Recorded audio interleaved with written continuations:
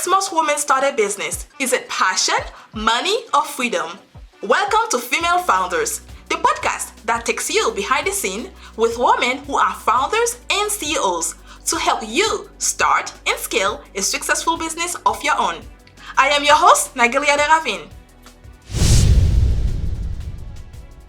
Hello everyone, welcome to another episode of Female Founders. In this episode, we are going to have a conversation with Tiffanie Jackson. She is the founder of a marketing agency named CopyFoxx.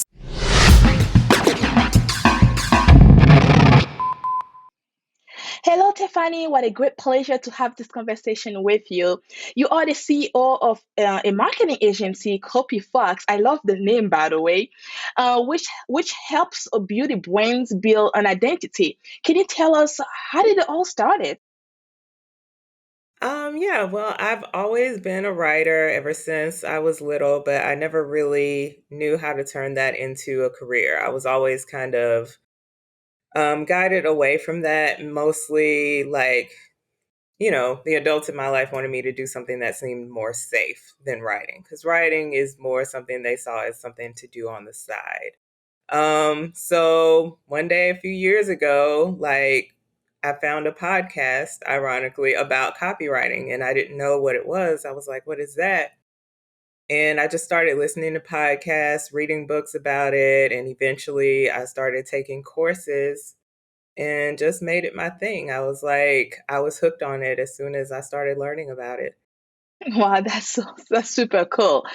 So CopyFoxx is a creative copywriting services which specializes in web copy and email sequences for small and medium-sized businesses. Can you tell us more about it? Yeah, sure. I specialize in working with women of color, um, mostly in businesses that are centered around their personality. So, with beauty brands, influencers, coaches, things like that. All of those industries basically lean a lot into personality when it comes to their copywriting. So that's definitely where I like to be. I'm also actually a makeup artist, so that was kind of why I leaned into beauty first. And then I actually had a really amazing client that was a beauty influencer, so that's kind of when I started seeing that there were other industries that were more like personal brands that also relied a lot on personality. And I started writing in those niches as well. When did you start at CopyFoxx? I started in 2020 after I was laid off from my corporate job. I used to work in corporate insurance for several years. Very boring, very dry. That's why I started. I got my makeup certification while I was still in my corporate job because it was mostly a creative outlet. Like after work, I would go and do makeup for like 5 hours almost every day in school because I loved it so much. I looked forward. I couldn't wait to get off work to go play with makeup every day because it was like my creative outlet because I was doing boring stuff all day. So when I finally, during the early part of the pandemic got laid off, I just took the chance with copywriting. I was like, it's the perfect time to try something new. Exactly, and it's your passion. How hard can it be, right? Right. So did you have any ups and downs starting CopyFoxx? Yeah, I did. I think it was like with most people that transition from corporate to entrepreneurship, it's a different level of discipline that it takes to schedule your day out because, when you work in corporate, somebody else basically dictates your schedule to a certain level.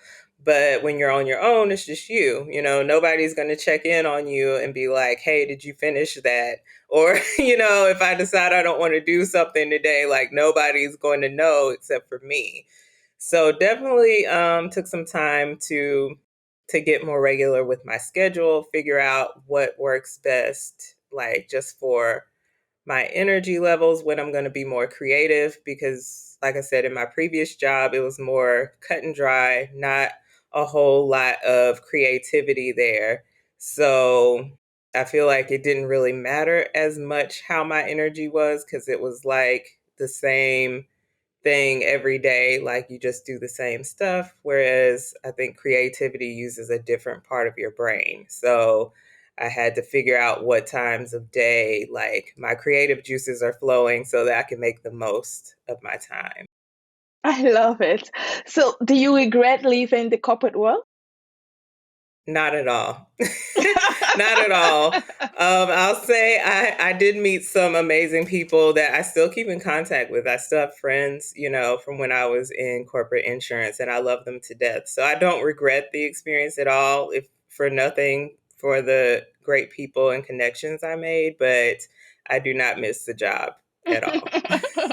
I don't blame you for that. So, how does exactly CopyFoxx, how does it work, and what are the services that you provide? Yeah, I work a lot with women that are in the situation I was. They're in a job that they didn't enjoy. So we're basically working to get their business to a level to where they can leave that 9 to 5 if they want to. But basically, I work a lot with people that are in the beginning stages. They're setting up their website, they're writing descriptions for their products or services, depending on what they do. So I kind of help them. Sometimes they have somebody in place that sets up their strategy for everything. But if they don't, I kind of work with them to help them with that to figure out what pieces we need to work on first. Whether that's like working on their welcome email sequence first. And if they just have like a landing page and they haven't launched yet, but they want something in place to collect people's information, helping them to write that out or writing social media captions. Um, like I said, I also do web copy, so writing the copy for their homepage, their about page, product descriptions, and I also do write blogs. So if they have a blog on their page, I can definitely help and contribute to that, and as well as emails and email marketing. Nice. So, do you also, I know you do the writing part, but for example, if they needed someone to manage the social media, do you also provide that service, or you just do just the writing? Just the writing, the images and design and all that, unfortunately, was not my calling. I wish that I had that too, but yeah. I like it. You niche it down and you stay within your target market, and then it's great. So I can't complain Right. about it. So, how do you help beauty brands build an identity? How do you do that? Well, I like to start with the founder, like with the owner of the brand. Like, I like to find out as much as I can about them, how they communicate with their audience, things like that. I know that a lot of people like to start with like learning the audience first, but I like to start with the owner of the brand because usually the brand is going to attract people like you. You know what I'm saying? Like, because people are usually attracted to the brand because they like the person behind it or they trust them and trust their advice. So I definitely take like a founder or business owner centered approach because I start with them, find out what they're like, encourage them to speak the way that they normally speak. Like, you can leave the code switching at your 9 to 5. We don't have to do that anymore. This is your brand. I want you to speak the way that you speak. I really lean into if they have video content, watching all of that, just seeing how they naturally interact with people.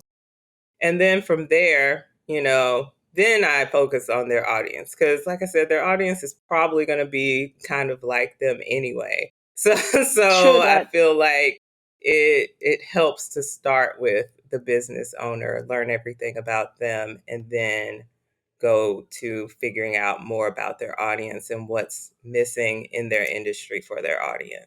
Wow, I never actually really think of it that way, but yes, you're right. The owner play a big part of it.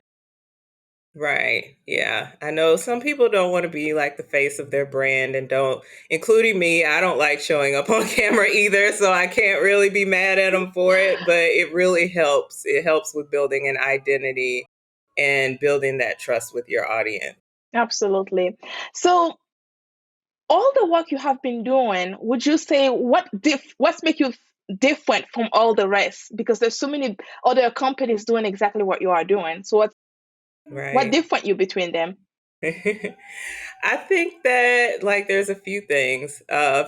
First of all, like I mentioned, I'm a makeup artist. Not a lot of makeup artists like take this lane. So for my beauty brands in particular that I work with, a lot of them love the fact that I'm a makeup artist because I've had so much experience with different products and things, and I'm familiar with the lingo and everything in that industry.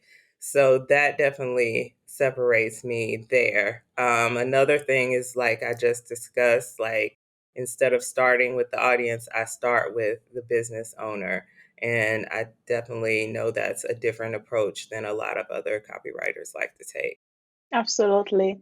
So how does a wordsmith or a writer help in creating a better identity for the brand? Right. I know a lot of people lean into images and video a lot, especially now, and especially in industries like beauty and stuff like that, because it is visual. But the images can really only take you so far. You're really going to need the words and the personality to back that up, because beyond the images, like people want to know what this brand is about, like how does it talk to me, like is this somebody that I want to hang around. Like I feel like people do that when they look at products. Like sometimes you're just looking for something that works, but most of the time you're looking for something, like if you're really looking to build up a loyal audience, you want them to like you. Like you want them to like you enough that they feel guilty buying something else. So they feel guilty straying away from your line because they like you, and they're not going to like you that much just based on images. Like you have to have that personality and build that connection with them. And I think that that is mostly within words, whether you're speaking them or they're written. So, and where does your agency CopyFoxx excel at it? So you mean like which platform No, or? when it's come to identify the brand, like creating the brand itself. So you're saying where? I'm sorry, I'm I not mean, like, understanding the question. where does the agency itself excel on? For example, when you say writing play a very important part of it. So, Right. where does the writing part? Where does CopyFoxx excel in the writing part? What is the best part of it? Like, for example, it might be your specialty, might be social media, creating social media content. Perhaps it might be just the Oh, website okay. itself. I would say that the most important parts that I excel at would be within emails, because that's where you really build, that's where you really build your relationship, because you're in their inbox and they're hopefully opening your messages. And that's like a really important place to build a community. Everybody, is on the social media marketing train, and that's great, but the statistics show that the sales come from the emails. So so that's True. where you're getting your money from, is from email marketing, really. I feel like social media is more for brand awareness. It's more for getting people to know your brand more so than selling most of the time. Absolutely, I agree with you. You are the second person that say that to me, and it's like Really? I wish more people will understand that. Like posting on social media every single day, it's not going to make you a million. Well, unless you're a celebrity, of course, that's a different topic. Right. Right. Yeah, you definitely already have to have like a popular brand. Like people have to already know who you are for that to get you to that level usually. Absolutely. So you are yourself a certified makeup artist and as well as experienced wordsmith. So can you tell us what role it plays in overall strategy when it's come to building the identity of a particular brand itself? Like, for example, when you're building a brand, your all this experience as a makeup artist, as a wordsmith, how does that relate to it? I just a lot with the beauty brands, I lean a lot into my experience in makeup. Like I know the things, especially what like my clients or me, the things that we're looking for when we're looking at makeup products. Like you would think, I know a lot of people lean into like the clean ingredients and all that stuff, and that stuff is great and it's important to most people. But at the same time, like I want to know, is your lip gloss sticky? I want to know how this actually is going to wear all day. Like how many hours is this going to last? Like I have oily skin, so I'm big on that. Like how many hours before I'm going to be greasy? Because I already know like at some point it's going to happen. Right. So, just really digging into really what annoys your audience and figuring out what you can do to like decrease the annoyance and making sure that they know that. Absolutely. You're also a poet, which is kind of interesting. Can you tell us about it? You said what? I'm sorry. You're also a poet, like you write poetry? Oh, poetry. Yeah, I've always written like little short stories and poems. Like, that's more of what I used to write when I was like really young. I do still write some poetry every now and then when I have a free moment. But yeah, that was where it all started. Like, growing up, I used to write little stories all the time and read all the time. And yeah, I just write poetry in my spare time. Would you say that that skills help you and create better marketing for your client product? Probably so, because I know in poetry, like depending on what type of poetry you write, you're definitely manipulating the words to make things sound better. So definitely, especially when coming up with things like headlines or taglines or something for businesses, you kind of want something that flows and sounds a certain way. So those particular things are actually kind of poetic. So yeah, I guess it would be helpful. Yeah, absolutely. Do you have any plan to say to help other businesses, not just beauty brands? um I have been leaning more into working with coaches lately.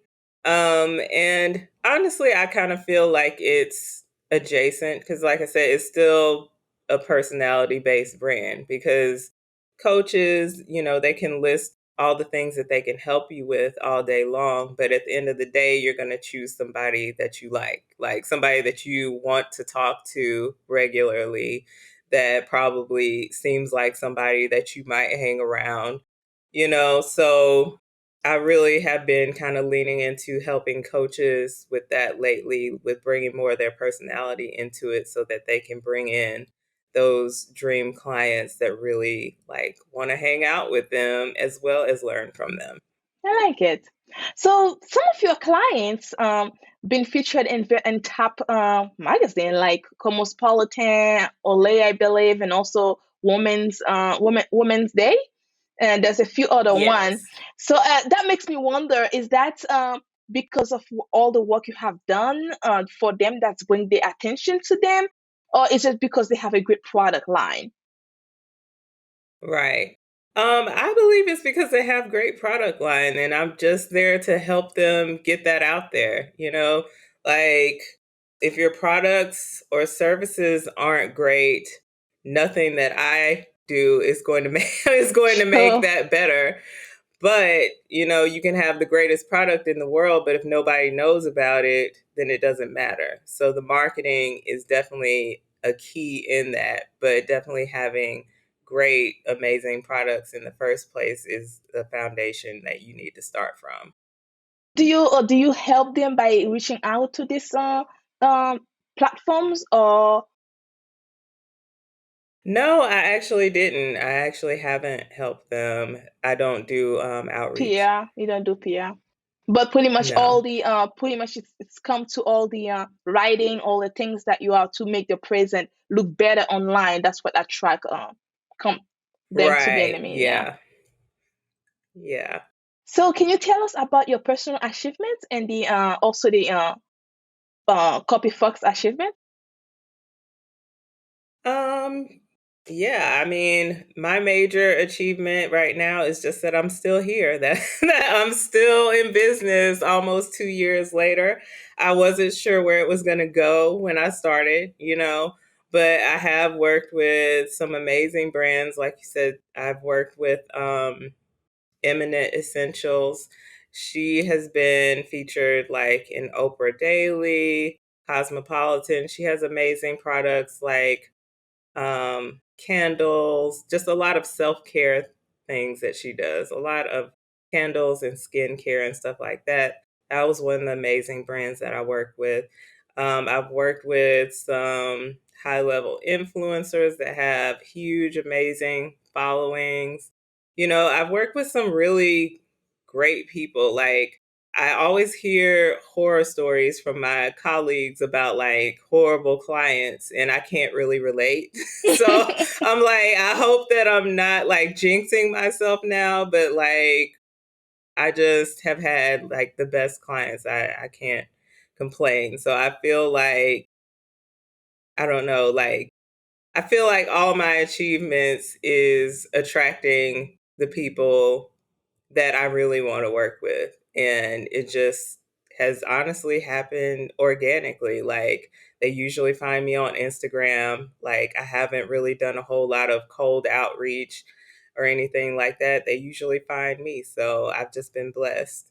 That is something most business owner usually they're trying to do exactly what you have right now and they can't. For people to find them naturally, they don't have to spend a lot of money in marketing themselves out there. Yeah, I know it's hard because there's a lot of competition out there, but I just feel like if you show up as yourself and show up consistently, then the right people are going to find you. Absolutely. And with COVID-19, how hard was, I mean, like you start a business in the middle of COVID-19. So how was that? Because some people were closing down and you were starting. Yeah. Yeah. It was a little scary, I'm not gonna lie, because, I got laid off, and honestly I was kind of relieved when it happened because I hated the job.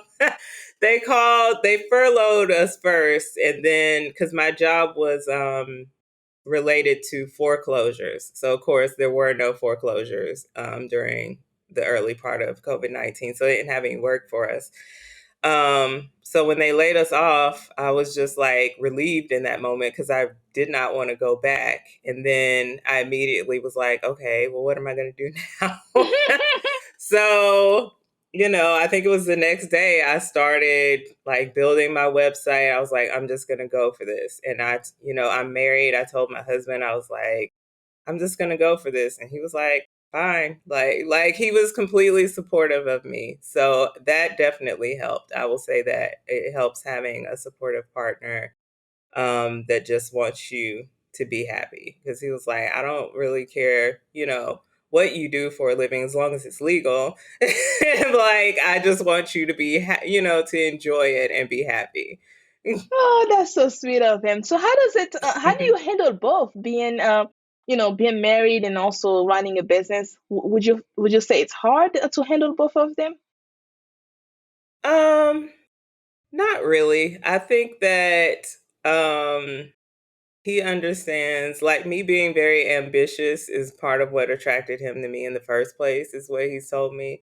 So I think he's used to me going after wild and crazy things. So, like, even, I'm in San Diego, California now. We moved here from Atlanta a little over 3 years ago.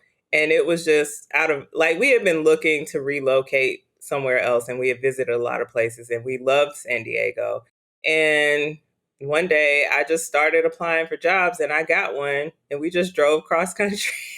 Like, we packed up our cars and the dog and drove all the way from Georgia to California. Like, because he's a web developer, so he can work anywhere, so he just brought his job with him. At the time, the job I had, I could not bring it with me. So I just started applying until I got a job here. And like I said, we just packed up the stuff and moved. So I think he's just used to me kind of being like that, like seeing something I want and just going for it. Cause I'm always like, what's the worst that could happen? I'm like, both of us have very supportive families. So it's very unlikely that we're going to end up homeless on the streets. So I think that having a strong support system definitely helps with having confidence in your decisions, because like I said, I know that if everything were to fall apart and go wrong, I know that I have family and friends that would support us through those times. So having a strong foundation and support system is definitely important. And that's something you have at the beginning of your business, which put you apart Right. from a lot of women. We do not have that support. A Yes, lot of women don't. exactly. And they have to I fight the know. battle alone. And starting a business, trying to fight that alone, it's like a mission Yeah, impossible I for a lot of definitely women. acknowledge that it's a privilege, to have that support system and know that like the worst that could happen is not that bad, And I Yes, know that's not the reality for most women. absolutely. So, what are your future plans for CopyFoxx?